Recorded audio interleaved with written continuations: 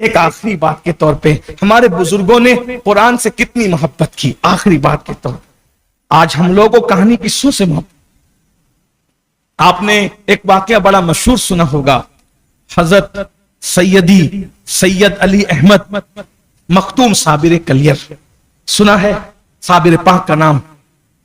12 سال تک گولر کی شاخ پکڑ کے کھڑے رہے۔ اب آپ لوگ تراوی میں کھڑے رہتے ہیں 4-4 5-5 منٹ، تو میں تو دیکھ رہا ہوں کہ نوجوان چھوکرے تھک رہے ہیں آج، 1-1 گھنٹہ 2-2 گھنٹہ رستے میں واک کرتے کھڑے رہیں گے تو نہیں تھکیں گے۔ عبادت اسی لیے دیکھو 4 وقت مسجد بھری رہتی ہے، اور تراوی میں کچھ لوگ کم ہو جاتے ہیں، پھر پہلی دوسری تیسری تراوی میں لوگ رہتے ہیں، اور پھر اس کے بعد آتے ہیں شب قدر میں ختم کے دن۔ اچھی بات ہے، جب آئے سب تب ویلکم۔ ہم لوگ تو صوفیہ کے ماننے والے ہیں، جب آئے تب، لیکن روز آؤ بھائی، روز پڑھو، ہمیشہ پڑھو۔ بہرحال تو 12 سال تک عالم جذب میں، اب اس کی وضاحت کا ٹائم ابھی نہیں ہے ورنہ بہت لمبا چلا جائے گا، صرف اتنا سمجھ لے، جذب کی کیفیت میں صابر پاک 12 سال تک کھڑے رہے۔ حضرت سید شمس الدین ترک پانی پتی بابا فرید کے پاس آئے مرید ہونے کے لیے، تو وہ بہت اچھے حافظ اور بہترین قرآن کے قاری تھے۔ بابا فرید سے کہا کہ سرکار مجھے مرید کر لیجئے۔ بابا فرید نے فرمایا بیٹا تمہارا حصہ میرے بیٹے مخدوم سید علی احمد صابر کلیر کے پاس، لیکن وہ 12 سال سے گولر کی شاخ پکڑ کر جذب کے عالم میں کھڑا ہوا ہے، جو اس کو بٹھا دے میں اس کو دعا دوں گا، کیونکہ 12 سال سے میرا لال کھڑا ہے، اس کو بٹھانا ہوگا۔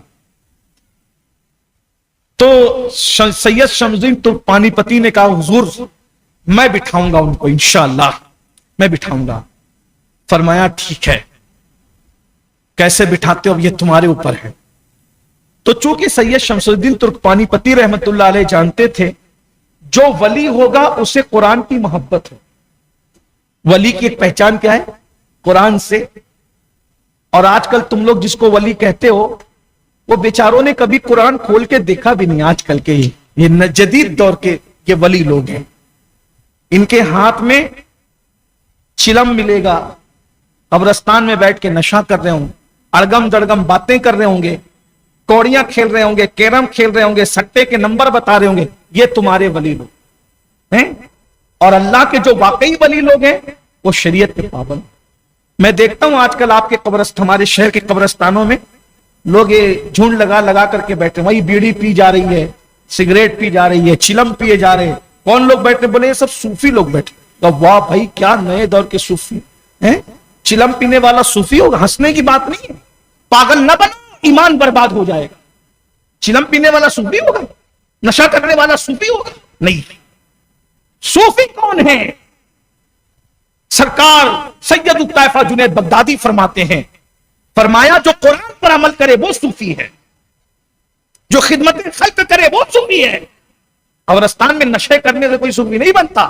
اور آج کل ہمارے نوجوان چھوکرے بھی تصوف کے نام پر اور صوفیزم کے نام پہ نشیڑیوں کے پیچھے بھاگے، اور تمہارا ایمان برباد ہو جائے گا۔ اللہ کے بندو کدھر جا رہے ہو؟ شریعت میں آ رہے، شریعت جو شریعت پر نہیں ہے وہ کبھی صوفی ہو نہیں سکتا، وہ مکار ہے، ظالم ہے، جابر ہے، گمراہ کرنے والا ہے۔ غوث پاک سے بڑا صوفی کون لائے گا؟ کہاں سے لائے گا؟ غریب نواز سے صوفی بڑا کون لائے گا؟ کہاں سے لائے گا؟ جنید بغدادی سے بڑا صوفی کون لائے گا؟ کہاں سے لائے گا؟ یاد رکھنا، جو قرآن سے دور ہے وہ کبھی صوفی نہیں ہو سکتا، وہ زندگی اور ملحد نہ ہو سکتا ہے، وہ کبھی صوفی نہیں ہو سکتا۔ صوفی کسی ٹوپی کا نام نہیں، کسی کپڑے کے کلر کا نام نہیں، صوفی جبوں کے رنگ کا نام نہیں، صوفی رنگ برنگے کپڑوں کا نام نہیں، صوفی تسبیح اور مالا کا نام نہیں، صوفی قرآن کے رنگ میں ڈوبنے کا نام ہے۔ قرآن کہتا ہے صبغۃ اللہ ومن احسن من اللہ صبغہ، اللہ کے رنگ میں رنگ جاؤ، اللہ سے بہتر رنگ کسی کا رنگ نہیں ہے۔ لوگ مجھ سے کہتے ہیں یار آپ سیدھی سیدھی بات کیوں نہیں کرتے، آپ اس کا اس کا رد کیوں کرتے؟ میں نے کہا یہ ہماری ذمہ داری ہے، جو غلط ہوگا اس کو بیان کیا جائے گا، کیونکہ قرآن نے ایک ذمہ داری نہیں دی ہے۔ قرآن نے کیا کہا؟ امر بالمعروف، نیکی کا حکم دو، نہیں انل منکر، برائی سے روکو۔ اگر برائی سے نہیں روکو گے تو تم تو گونگے شیطان بن جاؤ گے۔ نیکی کا حکم دینا سب کو اچھا لگتا ہے، برائی سے روکنے میں لوگوں کے بدن پہ کانٹے آتے ہیں۔ تو یاد رکھنا برائی سے روکا جائے گا، یہ سنت رسول ہے، اور جب برائی سے روکنا بند کر دو گے تو نیکی کا حکم دینا تمہیں کوئی فائدہ نہیں ہوگا۔ تو آج ہمارے نوجوان گمراہی کے راستے پہ جا رہے ہیں تصوف کے نام پہ۔ بس میری ان سے اتنی گزارش ہے، شریعت کو چھوڑو گے کہیں کے نہیں رہو، شریعت اہم ہے، شریعت حضور شریعت لے کر آئے تھے، بعد میں سارے مرتبے بعد میں ملتے ہیں۔ بہرحال تو سید شمس الدین ترکمانی پتی رحمت اللہ علیہ فرماتے میں بٹھا لوں گا، جانتے تھے اگر ولی ہوگا تو قرآن سے محبت کرے گا، وہ قرآن پڑھنا جانتے۔ یہ پہنچے کلیئر شریف تو یہ جذب میں تھے اور گولر کی شانک پکڑ کے کھڑے تھے، انہوں نے پیٹ کے پیچھے سے قرآن کی تلاوت شروع کی۔ دیکھ رہے ہیں آپ شمس الدین ترکمانی پتی کا انداز دیکھیں، جو بے ہوش کھڑا ہے 12 سال سے ہوش کھو چکا ہے، جذب میں ہے، تحجر میں ہے، شکر میں ہے، خود کا ہوش نہیں ہے، تلاوت قرآن سنی تو ہوش آ، اور قرآن پڑھا قرآن، اور اچانک چپ ہو گئے۔ تو صابر پاک نے کہا کون ہے کتنا اچھا قرآن پڑھتا ہے اور چپ کیوں ہو گیا؟ تو اب وہ کہتے ہیں حضرت میں آپ کی طرح طاقتور نہیں ہوں کہ 12 سال تک کھڑے رہوں، میں کھڑا تھک گیا، اس لیے قرآن میں نے روک دیا۔ تو کہا کھڑے نہیں رہ جاتا، بیٹھ جاؤ، بیٹھ کے قرآن سناؤ۔ تو کہا یہ کیسے ہو سکتا ہے کہ علی کا لال کھڑا رہے اور میں بیٹھا رہوں؟ صابر پاک کھڑے رہے، میں بیٹھا، میں نہیں کھڑا، میں بیٹھ نہیں سکتا آپ کے بغیر، اگر قرآن سننا ہے تو بیٹھنا پڑے گا۔ تو کہتے ہیں میرے لال اب مجھ سے بیٹھا نہیں جاتا، میں 12 سال سے کھڑا ہوں، تو ہی بٹھا دے، کیونکہ قرآن کی محبت میں بیٹھنا، قرآن سننا ہے تو بیٹھنا پڑے گا۔ اور پھر شمس الدین ترکمانی پتی نے سہارا دیا اور سہارا دے کر کے بٹھا دیا، کہا اب پڑھ، میں قرآن کے لیے بیٹھ، جو 12 سال سے کھڑا تھا وہ قرآن کے لیے بیٹھ گیا، قرآن کے نام پہ بیٹھ، یہ ہے قرآن سے محبت۔ بیٹھ گئے، پھر انہوں نے قرآن پڑھنا شروع کیا، پھر قرآن پڑھتے پھر چپ ہو گئے۔ آپ کیوں چپ ہو گیا؟ کہ میں آپ جیسا صابر نہیں ہوں کہ میں پورا دن بھر بھوکا رہوں، مجھے بھوک لگی ہے۔ کہا وہ گولر پڑے کھانے کا، نہ آپ بھوکے رہے میں کھا لوں، یہ کیسے ہو سکتا ہے؟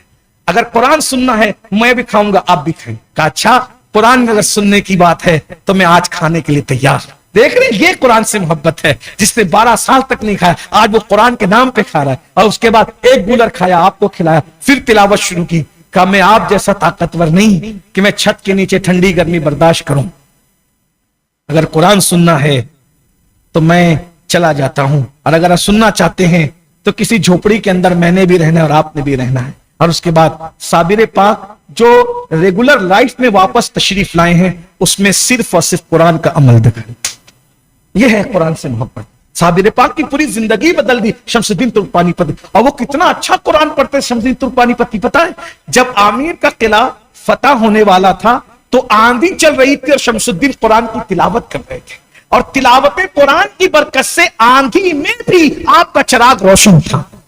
پتا چلا قرآن پڑھو گے، قرآن پڑھنے والوں اگر تم قرآن پڑھنا سیکھ جاؤ، تمہیں مٹانا تو دور کی بات ہے، تمہارے چرائے ہوئے چراغ کو بھی دنیا مٹا نہیں سکتی، بجھا نہیں سکتی۔ جس قرآن کے چلائے ہوئے چراغ کو دنیا بجھا نہیں سکتی، ان لوگوں کو دنیا کیسے مٹا سکتی ہے؟